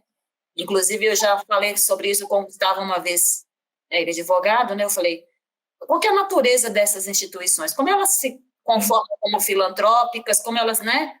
Como que isso entra? Isso muito anterior, né? A última lei que agora você pode terceirizar até a atividade fim, né? Que é o ensino. Mas agora a porteira está mais do que escancarada, né? E eu acho que essa discussão, ô Sônia, eu acho que tem que ser um evento separado, mas tem que também aí fazer um histórico e também mostrar para elas e para as funcionárias das naves que tem história de luta e que teve muito avanço. Acho que isso empodera as pessoas terem ideia da sua história. Eu falo porque quando eu fui supervisora de nave, tinha que resgatar no PP a história, o histórico. Muitas delas nem sabiam dessa história. Né? Então, isso empodera, eu acho, as pessoas saberem que tem pertença, que tem identidade, que tem alguém que fala junto, que reivindica junto. Eu acho que é bastante pertinente essa chamada particular, até porque a gente precisa, já que elas são inevitáveis, né, para atender o número de crianças que estão aí na fila das creches, que só se adensa, né, o número de crianças e de alguns lugares da cidade, principalmente na periferia, a gente percebe que elas não vão cessar. Não é uma coisa que começou e vai acabar. Infelizmente, eu vejo assim. Então, respondi a sua pergunta. Eu acho, Carlão, que eu acho que é a coragem que está ali só querendo uma forcinha e uma potência maior de fala e de companhia para poder vir para frente. Essa rede nunca foi uma rede de cordeirinhos, né, Sônia? Mas nós temos uma rede diferente hoje também de outros tempos, né? Mas eu acho que não é impossível, não. E eu acho que é por aí. É a gente se segurando e se organizando, né? E indo para frente. Tem que falar, tem que se posicionar e não tem outro caminho.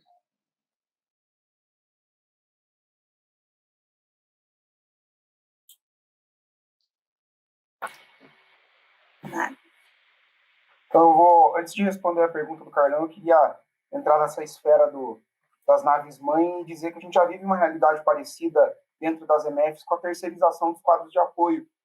Nossas funcionárias de limpeza, zeladores, vigilantes, todos terceirizados. E quando você acha que a coisa não pode piorar na relação de trabalho que é promulgada com esses funcionários, entra uma empresa agora que tem uma licitação para as funcionárias de limpeza, está tratando o corpo de funcionários como lixo. Com a empresa anterior, a situação já era muito complexa de se lidar, mas a gente tinha um certo gerenciamento dessas relações, a gente podia remanejar os quadros para adequar melhor aos horários da escola, para adequar as melhores relações de trabalho. Hoje, a empresa nova que assumiu está sumariamente mandando embora. Então, a minha funcionária lá não pode trabalhar no horário das 8 da manhã, das 6 da manhã às 15h48, porque ela tem que cuidar do menino e a gente pede para remanejar ela para outro horário, porque, poxa, eu tô sensível a essa demanda dela. Uma boa funcionária que trabalha comigo há bastante tempo, eu quero que ela continue, quero que ela seja remanejada para ela poder dar conta de cuidar da menininha dela, que não pode ir na creche, a empresa vai mandar embora a menina. Então, é uma situação que já chegou nas EMEPs. Já chegou ainda não no cargo fim, no fim, na ponta do professor, mas é um quadro de apoio que está junto com a gente lá todo dia. Dependo do trabalho dessas funcionárias, elas estão junto comigo o tempo todo lá. Talvez a gente acabe investindo mais no nosso tempo enquanto gestor, até nessas pequenos acertos junto com essa equipe de apoio, do que necessariamente, às vezes, com um embate pedagógico. E aí chega uma empresa e trata, mais uma vez, para não surpresa de ninguém, né, para surpresa de 0 pessoas, como diz o meme, como um mero número essas funcionárias. Então, também fica o meu repúdio a essa terceirização dos quadros de apoio da escola. Voltando à nossa discussão, eu volto de novo infelizmente, a Raquel Guzzo já saiu, ela podia me ajudar um pouquinho com a ideia de inconsciente coletivo, porque eu acho que nesse grupo de inconsciente não tem nada. Ele é muito consciente.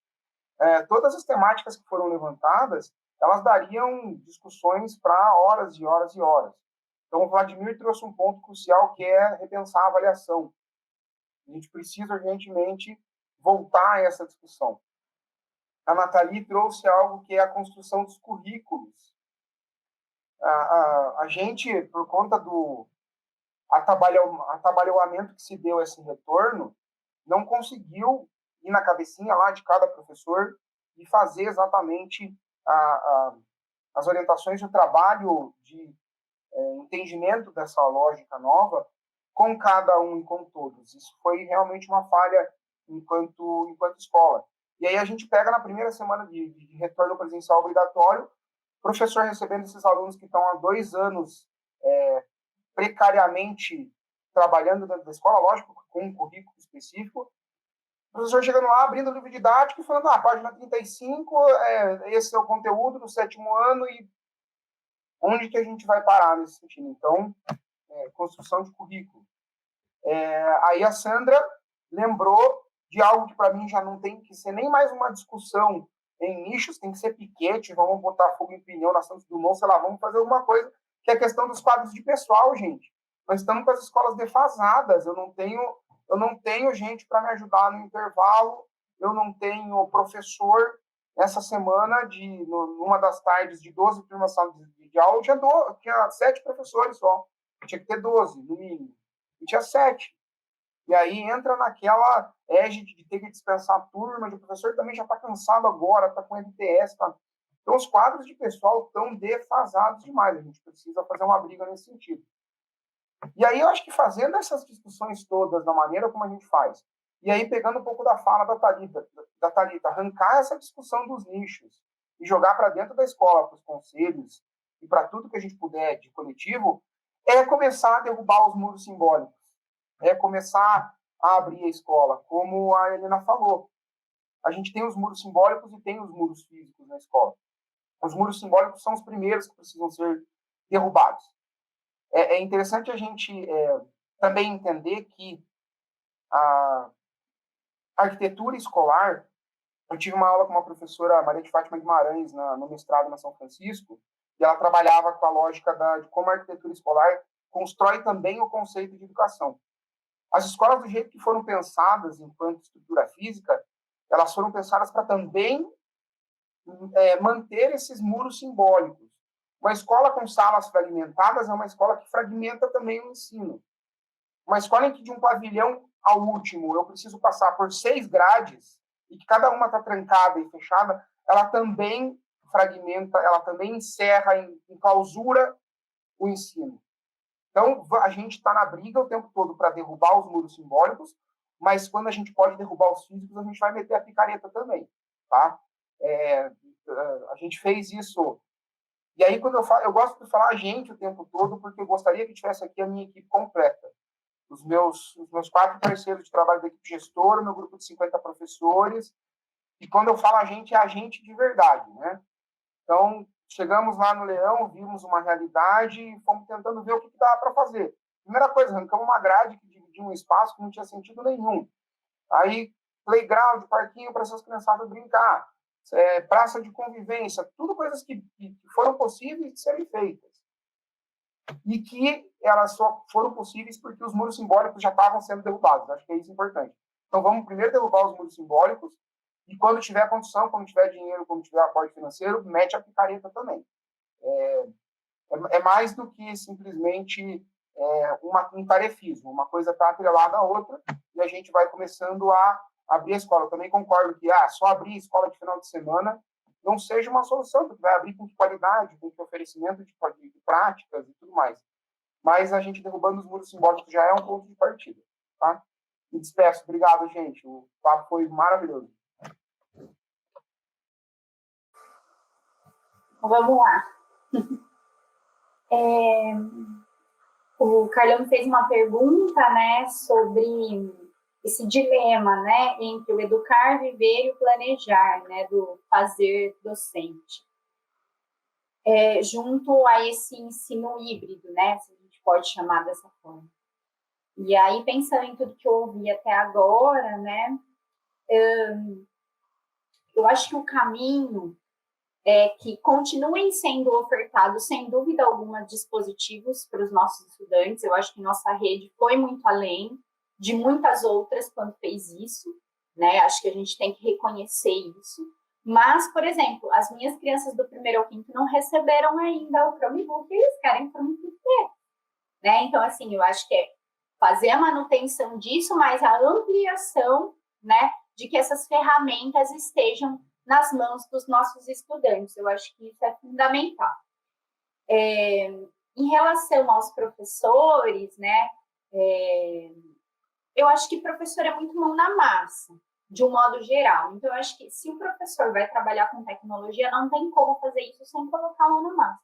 E para os professores que têm dificuldade, eu entendo que a nossa rede também é muito feliz a partir do momento que tem o Cefortep, né? Então, o Cefortep, ele oferece muitos cursos e tem nos apoiado nesse sentido. Então, para além do tempo que a gente já tem na educação integral, né, falando do meu lugar de fala, na minha escola a gente tem um grupo de estudos em tecnologia, né? Além do grupo de estudos que eu participo, que é o grupo de estudos de cultura afro, a gente também tem o grupo de estudos em tecnologia e o grupo de estudos em alfabetização. E aí nós, professores, podemos escolher em qual grupo a gente vai atuar, né? Mas a gente tem o Cefortep, eu acho que ele abarca aí essa questão da formação continuada em tecnologia. Mas, para essa questão desse dilema, né, do viver, do planejar, do estar, para mim, são as pedagogias decoloniais que vão dar conta de responder essas demandas, né? Então, quando a Alexandra fala, né, quem vai ensinar, eu acho que quem tem que ensinar é a cultura popular, é a nossa comunidade, são os mestres e mestras que têm que ensinar, é isso que eu defendo, é isso que eu acredito.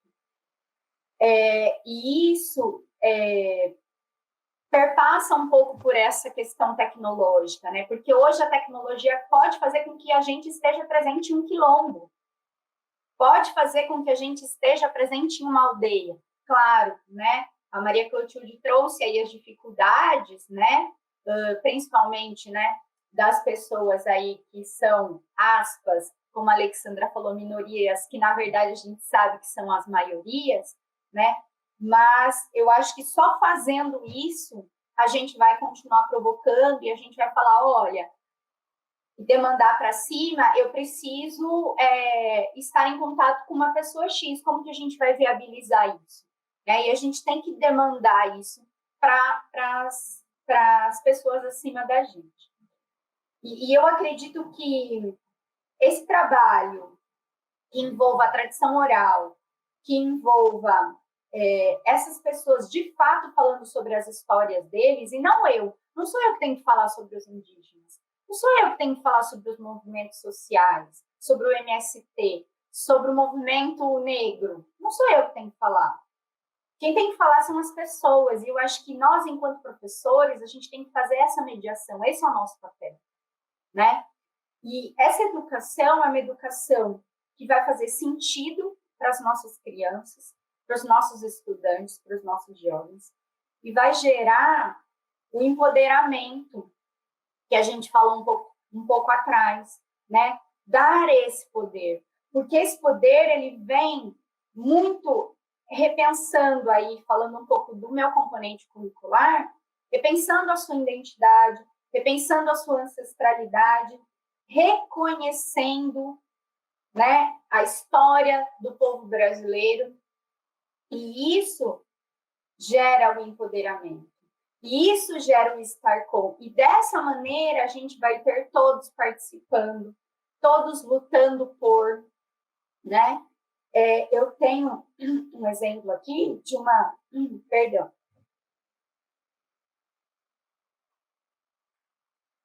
de uma amiga minha lá do Instituto Federal de Formosa, que eu não conheço pessoalmente, mas através aí das lives eu acabei conhecendo, e ela disse que quando ela era estudante, ela observou que eram os professores mais legais que faziam greve. Então, poxa, se são os professores mais legais que fazem greve, então eu preciso entender o que há por trás desses professores que fazem greve. E eu acho que quando a gente faz esse processo de trazer as pessoas para falar dos seus movimentos, trazer as pessoas para falar dos seus coletivos, trazer as pessoas para a escola para falar do que é ser povo brasileiro, a gente se une nesse coletivo maior que é ser povo brasileiro. E aí, quando a gente faz isso, a educação tem sentido. E que bom que, nesse momento, a gente tem a tecnologia para nos apoiar. Então, para mim, o ensino híbrido ele vem favorecendo esse processo e trazendo sentido para a educação, que agora não sou só eu que vou falar sobre a história do Brasil. Outras pessoas que têm muito mais propriedade do que eu vão falar sobre a nossa história, a nossa ancestralidade e a nossa identidade. E aí, com isso, eu agradeço, encerro e agradeço o espaço, o tempo e o convite de vocês. Um grande abraço.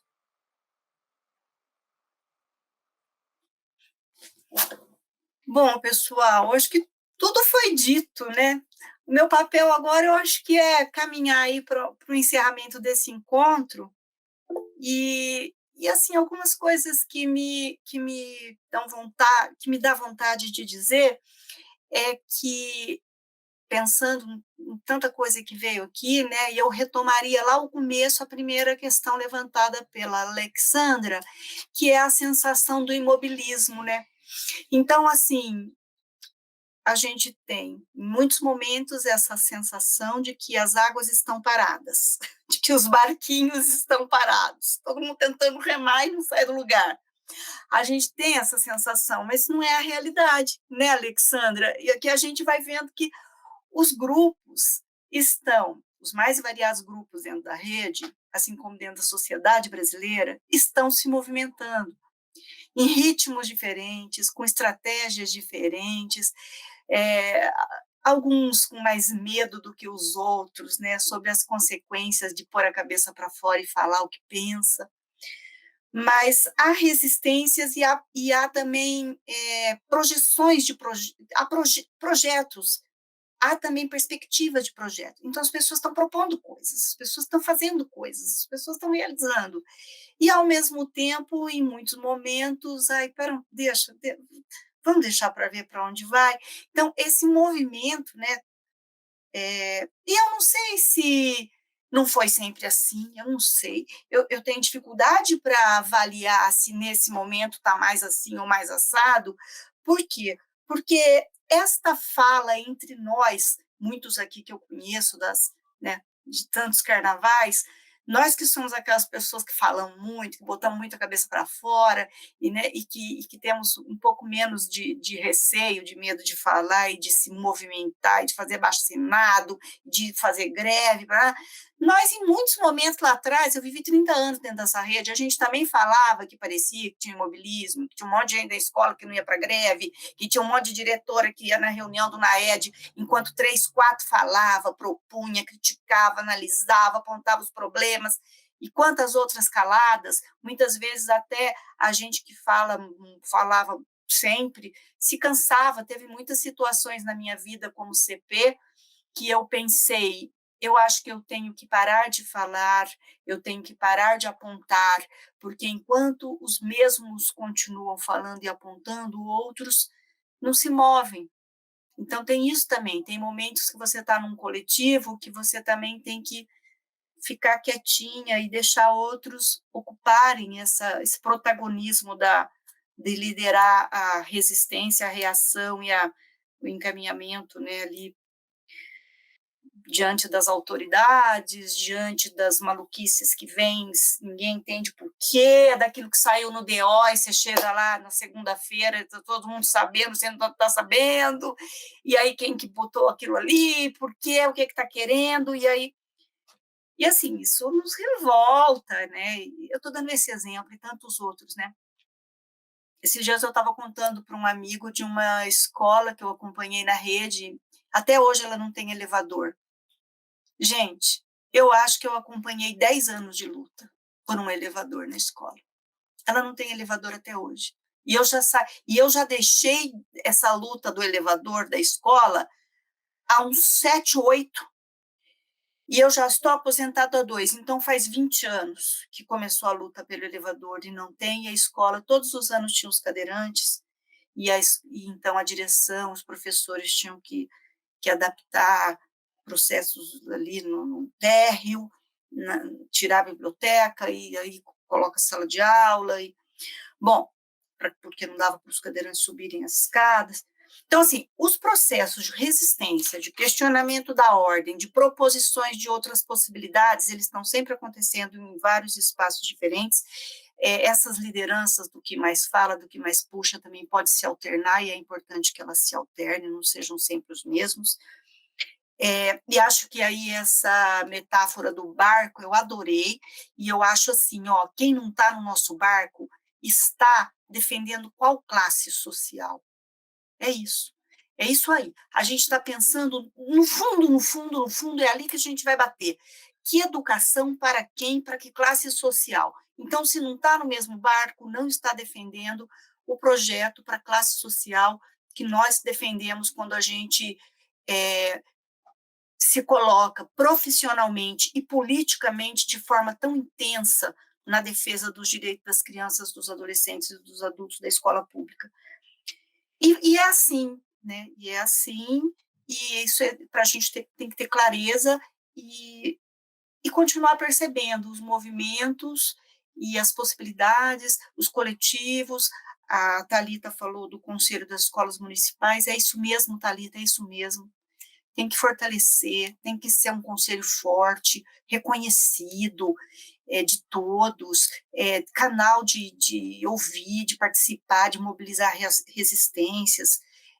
Tem aqui também pessoas que eu conheço aí, acho que de mais de também uns 20, 30 anos, acho que desde o curso na faculdade, né? Tem militante aqui no grupo, olha, que eu conheci lá com as banquinhas de abaixo-assinados na universidade, quando a gente era aluno da graduação, né, Cláudio? E depois lutamos durante esses últimos 30 anos dentro da rede e há 12, 13 anos num coletivo de educadores.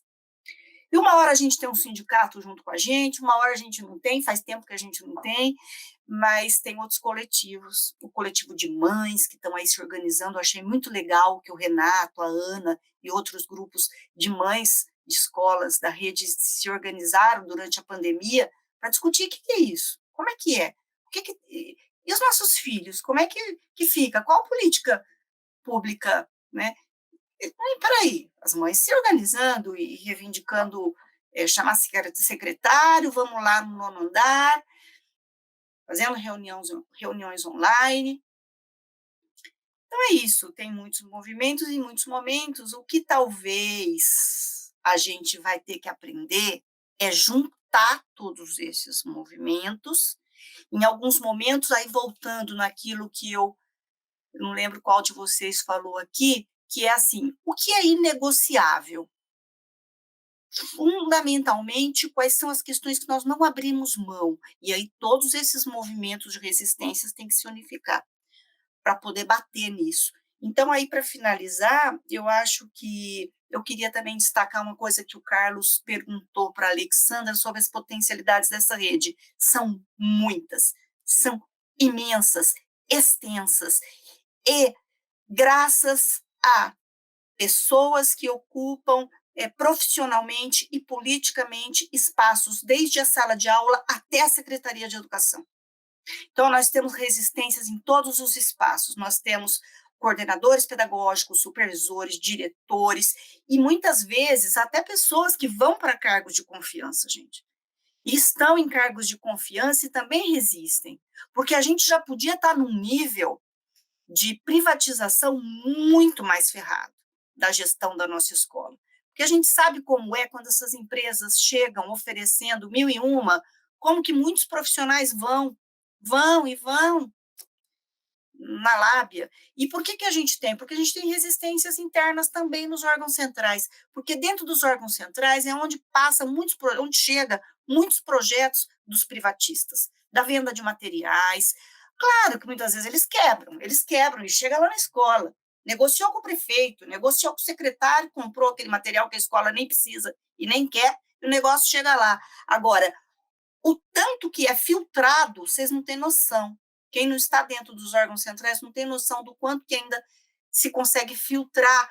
Por quê? Porque a gente ainda tem pessoas que também têm um compromisso com a escola pública dentro dos órgãos centrais. E por isso, então, acho que a gente tem que acreditar que é isso mesmo, é o reunir, é discutir, fazer espaço como esse aqui. Então, fica para o mandato do Gustavo Peta, que né, temos aqui a representação, e dos outros nossos vereadores de esquerda, comprometidos com a escola pública, que debates como este aqui são importantes, então fica também como demanda olhar com cuidado como é que nós vamos chamar e começar a movimentar a discussão do trabalho e dos direitos dos profissionais dessas terceirizadas da educação infantil. Fica também como demanda, eu acho, um chamamento para o secretário. Por exemplo, de tudo que a gente falou aqui, uma palavra-chave aí foi o tal do planejamento estratégico, foi o tal de respostas para questões que as avaliações nas escolas vêm pautando enquanto exigindo respostas do poder público. O secretário não tem que ter respostas para tudo. Ele não vai, nenhum secretário de partido nenhum vai chegar ali e resolver todos os problemas que são históricos de 500 anos, mas ele não pode se furtar a vir a público apresentar o seu projeto de gestão. Isso é um direito dos profissionais, das mães e dos estudantes conhecerem. Então, assim, a gente pode demandar como o mandato fez há um tempo atrás, chamando ele para falar sobre o enfrentamento da pandemia, lembra, o Carlos? E ele foi numa audiência da Comissão de Educação. Não sei se agora ainda dá tempo esse ano, se isso pode ser em janeiro. Precisa avaliar, tá? Fevereiro? Vamos avaliar. Mas é um chamamento muito pautado, muito específico. Abaixar lá os diretores, os OPs, os professores e ouvir e debater com ele. Plano estratégico da secretaria. E eu acho que é isso. Desculpa se falei demais aqui, não dá para repetir também, acho que vocês fizeram as análises, as aberturas e os fechamentos perfeitos, e a gente segue na luta. É isso, meus queridos. Eu agradeço mais uma vez, em nome do organismo de base dos educadores do PCdoB. Esta atividade nasceu de educadores que participam desse coletivo, que é um coletivo de militantes comunistas, alguns já aí há 40 anos, 50 de militância comunista, outros novinhos, um ano ou menos disso. Tem professores nesse coletivo da rede particular e privada, pública e privada, não só professores, também monitora de creche, a gente tem uma participante, a gente tem aposentados e outros da ativa, mesmo os aposentados que continuam na militância, né, pela educação, e outras atividades como essas, e cursos, e palestras, nós queremos fazer e gostaríamos de contar também com partilhar, né, desses saberes de vocês todos. Então é isso. Muito obrigada, um abraço a todos e até a próxima.